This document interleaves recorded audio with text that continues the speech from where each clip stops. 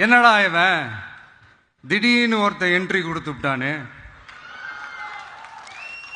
இது வரைக்கும் நாம சொன்ன பொய்யெல்லாம் நம்பிக்கிட்டு மக்கள் நமக்கு ஓட்டு போட்டுக்கிட்டு இருந்தாங்களே.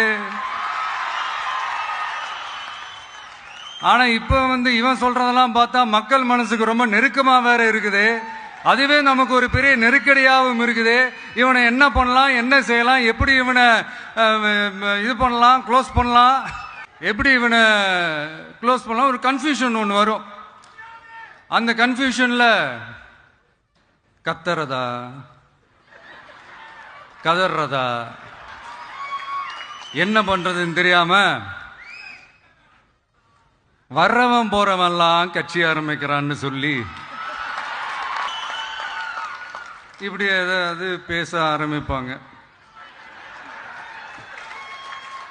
இப்போ நம்ம ஆட்சியில் இருக்கிறவங்க நமக்கு எதிராக பேசுறாங்க இல்லையா, அந்த மாதிரி.